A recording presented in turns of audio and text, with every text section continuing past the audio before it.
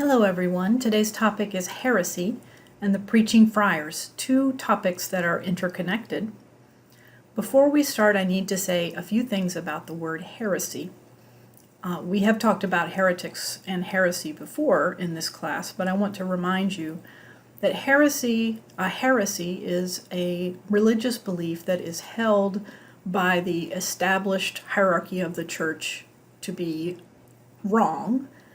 But a person can only be a heretic by knowing that something is wrong and continuing to believe it despite the advice of the church.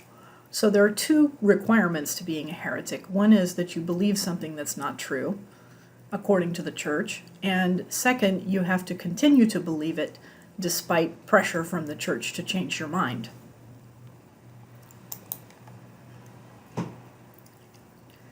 As you're already aware, there were lots of different kinds of people in medieval Europe, and all colors and lots of different faith groups.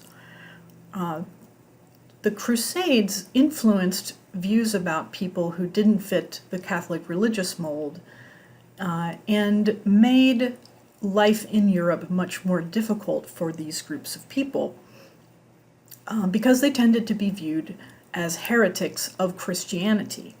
We would say, for example, that Muslims and Jews are not members of Christianity. Sorry about that, that's my cat. Muslims, Jews, and Christian heretics were all lumped together by the church establishment. First of all, Muslims in southern Spain. This is Spain in 1150. And you can see it's about half and half now. Sometimes the war to drive Muslims out of Spain from the Christian point of view is called the Reconquista, which just means reconquest. As you are aware, there were both periods of war and periods of collaboration between Muslims and Christians in Spain. That was true of Jews as well. Jews were better tolerated in Spain than they were in other parts of Europe, which I'll talk about in just a second. The history of Judaism in Europe starts in the Roman Empire. There were Jews known to the Romans in the 1st century AD, and at that time, the difference between a Jew and a Christian had not yet quite been worked out. Christians were still considered to be a type of Jew. Even in the Roman Empire, especially once it became Christian, the lives of Jews were restricted by law. They were not allowed to own landed property, so you couldn't have a farm, for example, if you were Jewish. So many Jews entered long-distance travel in order to become merchants. Another way of making a living opened up for them in the High Middle Ages, and that was handling money, particularly lending money. So the stereotype of the Jewish moneylender is actually imposed from outside. Jews were not allowed to do other things, and so they became money handlers as a result. This has to do with a verse in the book of Leviticus that says that you should never lend money at interest. This was interpreted to mean you can't lend money at interest to your co-religionists, that is, Christians to Christians or Jews to Jews. But across religious lines, it was understood that it was okay. They also served as mediators between the Spanish Muslim and European Christian culture, as I was mentioning a second ago. But their lives became increasingly restricted with the Crusades in the 11th century. And as time went on, more and more laws were levied against Jews in various parts of Europe. Intermarriage with Christians was prohibited, and in 1215, at a council called the Fourth Lateran Council, the church decreed that Jews were to wear distinctive clothing, a white circle. Here are illustrations of a Jewish man and woman wearing the white circle, which indicates that they're Jews. Now, that this is reminding you of what you've learned about the Holocaust, you're absolutely right. There are strictures placed on Jews in the Middle Ages that are also quite similar to the strictures placed upon them by the Third Reich. The hostility against Jews grew in Europe throughout the 12th century. There were massacres accompanying each crusade, okay? But even when there was not a crusade going on, there were some hostilities that came up anyway. In Blois, which is in France in 1171, 31 Jews were burned alive. In 1196, the Jewish population of Lincoln was murdered. This is because of the death of a little boy called Hugh. I'll explain that in just a second. Sometimes they were forced to convert, sometimes they were simply expelled. Why was this, you might ask? It was odd that this hostility should come really out of nowhere in the 11th century. Part of it has to do with some completely untrue libels that were leveled against Jews in the 12th century, one of which is called the blood libel. If you don't know what a libel is, I suggest you look it up in the dictionary. That's an important word. The blood libel is a story that says that Jews on Passover use the blood of Christian children to make matzos. And yes, that is exactly as silly as it sounds. But St. Hugh of Lincoln, who died in 1196, and St. William of Norwich, who died in 1144, are two young children whose deaths were blamed on the local Jewish community. That's why in 1196, the population of Lincoln turned against the Jews and killed many of them.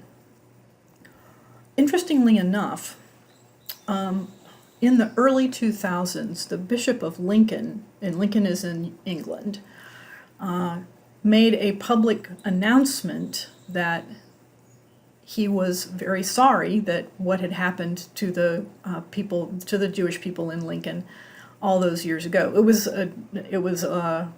Now I remember it was actually 1996 because it was the 800th anniversary of the death of Hugh of Lincoln.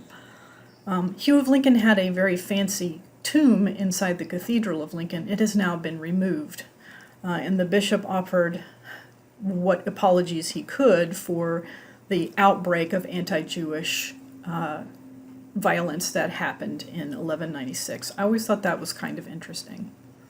Another libel that came up was the idea that Jews, if they got hold of the host, that is, the bread that is used at communion that's been blessed, that they would try to do magic things with it. So to steal the host and to desecrate it one way or another is another libel. That's quite late, 1478 in Passau. The story being that Jews, these are stories that are told as a way of blaming Jews, but also of promoting Christian beliefs.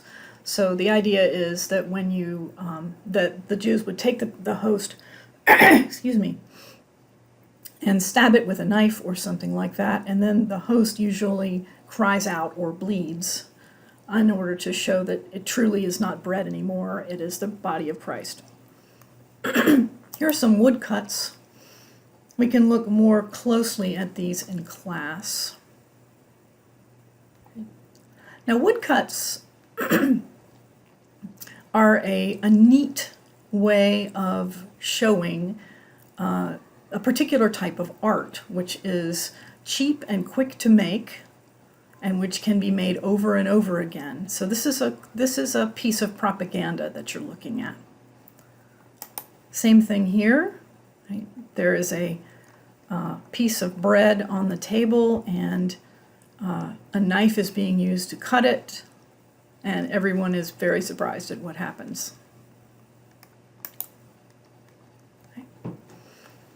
Okay, so there's the definition of heresy that I was going over with you a little while ago. Now, the early heresies in the Christian church are doctrinal. such as the Arian heresy, which we've talked about before. Later heresies are criticisms of the church. Some are just one person who ends up getting arrested and executed, and some are larger. There is a heresy called the Albigensian heresy, which I will tell you about in class. Very, very interesting. There's some debate as to whether it is really a form of Christianity at all. So, in the 13th century, the popes realized a need for contact with regular people from church professionals. Now, of course, everybody had their parish priest, and if they needed to do something like get baptized or get buried, the local priest would take care of that for them. But the papacy thought that the religious education of the people was suffering and was not being taught properly. And so they incorporated a couple of new monastic orders, and these are known as friars. They don't live in monasteries. They actually travel around, and they preach to regular everyday people in an attempt to get them to believe things that are correct according to the established church. So better religious education and better publicity for the papacy. This is key because when we read the document about the Order of St. Francis, you will see that there are some implicit criticisms of the papacy in that document. And they can also function as the church's eyes and ears.